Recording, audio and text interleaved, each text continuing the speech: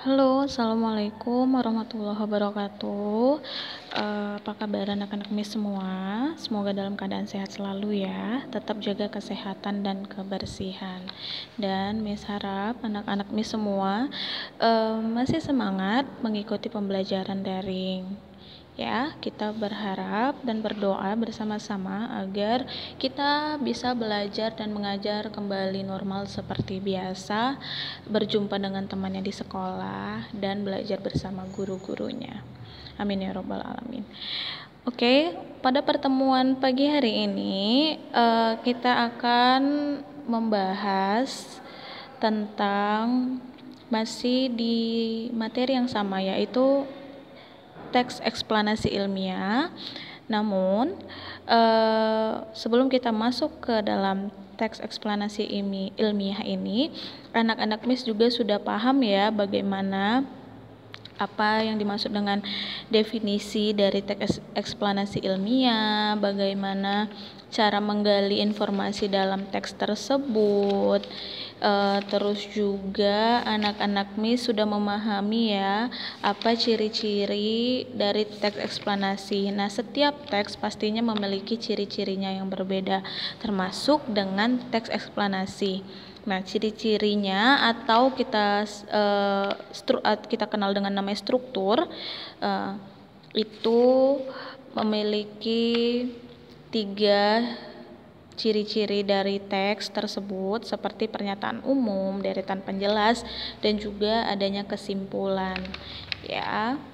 Nah, anak-anak MIS juga sudah kemarin mengerjakan bagaimana cara mengelompokkan struktur teks tersebut. Contohnya di halaman 31 tentang teks eksplanasi ilmiah, yaitu komputer portable serbaguna. Nah, di situ MIS menugaskan kepada anak-anak MIS untuk mengelompokkan bagian mana sih paragraf ataupun kalimat yang termasuk dalam pernyataan umum, lalu deretan penjelas, dan juga kesimpulan. Nah, untuk pagi hari ini kita masuk ke judul baru, yaitu menyajikan isi teks eksplanasi ilmiah menggunakan peta pikiran.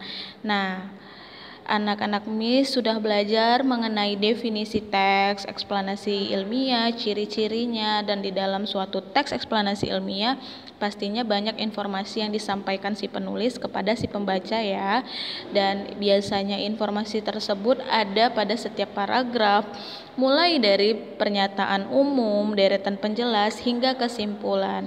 Nah, jadi untuk memudahkan kamu dalam memahami informasi teks eksplanasi ilmiah, nah, kamu dapat membuat peta pikiran. Anak-anak MIS ingat ya, kemarin kita sudah sudah mempelajari bagaimana menuangkan informasi ke dalam bentuk peta pikiran. Tapi materi kita berbeda waktu itu ya. Masih pada ingat tidak? Nah, waktu itu kita menyajikan isi teks dari buku sejarah ya ke dalam bentuk peta pikiran. Nah, untuk ini kita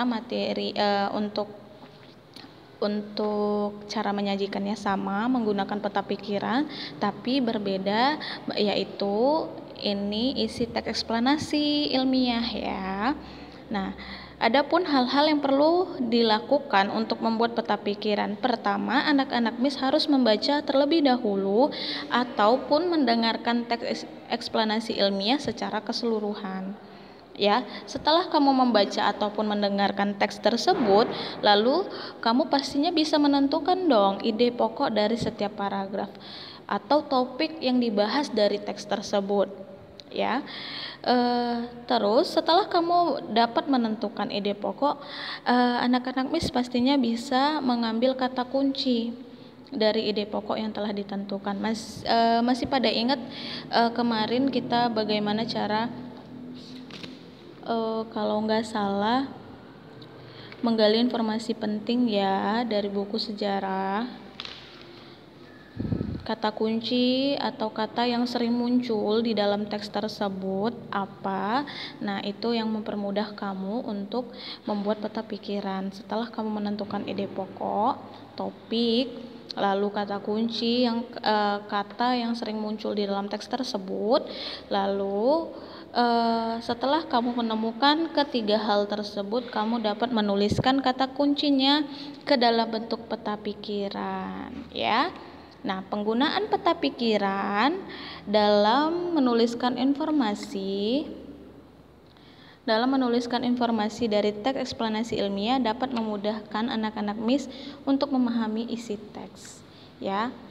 Hal itu karena dalam peta pikiran disajikan informasi yang penting saja dari seluruh penjelasan yang disajikan dalam teks. Nah, contoh misalnya ini teks eksplanasi kotak pendingin multifungsi. Nah, ini berarti teks yang berisi tentang kotak pendingin atau yang kita kenal dengan kulkas. Nah, sepanjang dari teks ini itu memaparkan informasi tentang kotak pendingin atau kulkas, ya.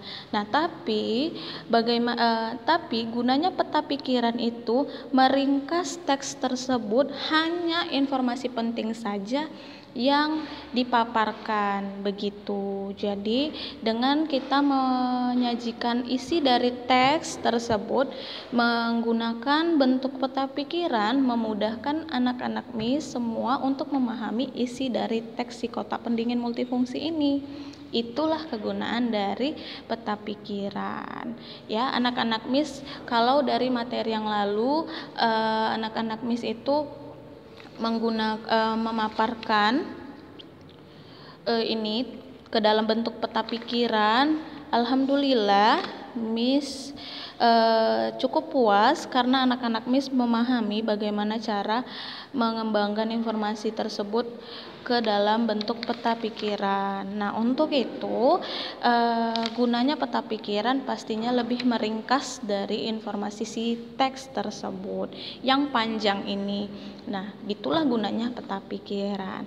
Sampai sini anak-anak MIS paham ya bagaimana menyajikan isi teks eksplanasi menggunakan peta pikiran, karena kita sudah melewatinya pertemuan-pertemuan minggu lalu. Oke, sampai sini saja penjelasan MIS mengenai menyajikan isi teks eksplanasi menggunakan peta pikiran. MIS harap dipahami penjelasan MIS. Pertemuan selanjutnya kita akan masuk ke dalam tugas bagaimana cara menyajikan teks tersebut menggunakan peta pikiran. Oke. Assalamualaikum warahmatullahi wabarakatuh.